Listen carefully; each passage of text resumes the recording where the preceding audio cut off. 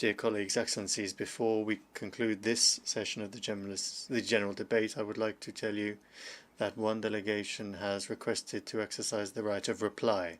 I would like to remind members that statements made in exercise of the right of reply are limited to 10 minutes for the first intervention and 5 minutes for the second intervention, and that delegations must take the floor from their seats. I now give the floor to the representative of India.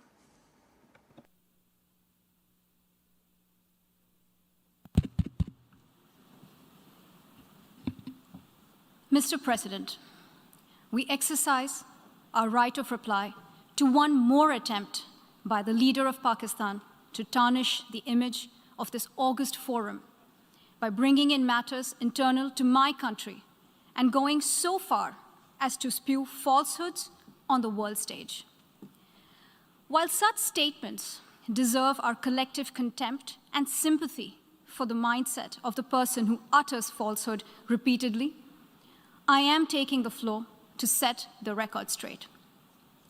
Regrettably, this is not the first time the leader of Pakistan has misused platforms provided by the UN to propagate false and malicious propaganda against my country, and seeking in vain to divert the world's attention from the sad state of his country, where terrorists enjoy free pass while the lives of ordinary people, especially those belonging to the minority communities, are turned upside down. Mr. President, member states are aware that Pakistan has an established history and policy of harboring, aiding, and actively supporting terrorists. This is a country which has been globally recognized as one openly supporting, training, financing, and arming terrorists as a matter of state policy. It holds the ignoble record of hosting the largest number of terrorists proscribed by the UN Security Council. Mr. President, we marked the solemn occasion of the 20th anniversary of the 9/11 terror attacks just a few days back. The world has not forgotten that the mastermind behind that dastardly event, Osama bin Laden, got shelter in Pakistan. Pakistan leadership continues to glorify him as a martyr.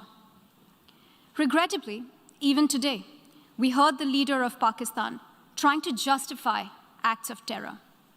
Such defense of terrorism is unacceptable in the modern world. We keep hearing that Pakistan is a victim of terrorism. This is the country which is an arsonist disguising itself as a firefighter. Pakistan nurtures terrorists in their backyard in the hope that they will only harm their neighbors.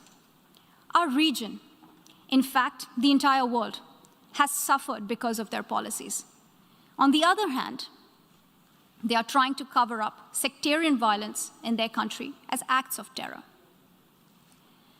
Mr. President, this is also the country that still holds the despicable record in our region of having executed a religious and cultural genocide against the people of what is now Bangladesh.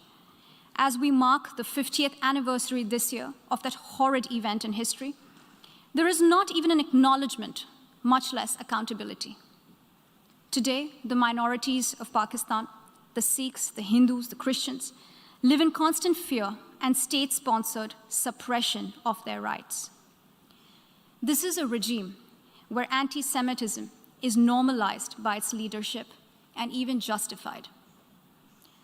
Dissenting voices are muzzled daily, and enforced disappearances and extrajudicial killings are well documented. Mr. President, unlike Pakistan, India is a pluralistic democracy with a substantial population of minorities who have gone on to hold highest offices in the country, including as President, Prime Minister, Chief Justices, and Chiefs of Army Staff. India is also a country with a free media and an independent judiciary that keeps a watch and protects our Constitution. Pluralism is a concept which is very difficult to understand for Pakistan, which constitutionally prohibits its minorities from aspiring for high offices of the state. The least they could do is introspect before exposing themselves to ridicule on the world stage.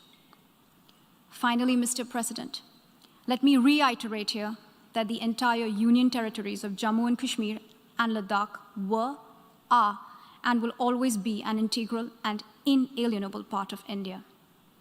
This includes the areas that are under the illegal occupation of Pakistan. We call upon Pakistan to immediately vacate all areas under its illegal occupation. Mr. President, allow me to be categorical about India's position.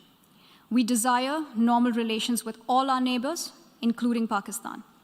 However, it is for Pakistan to work sincerely towards creating a conducive atmosphere, including by taking credible, verifiable, and irreversible actions to not allow any territory under its control to be used for cross-border terrorism against India in any manner. I thank you, Mr. President. I thank the distinguished representative of India, and I now give the floor for 10 minutes to the distinguished representative of Pakistan.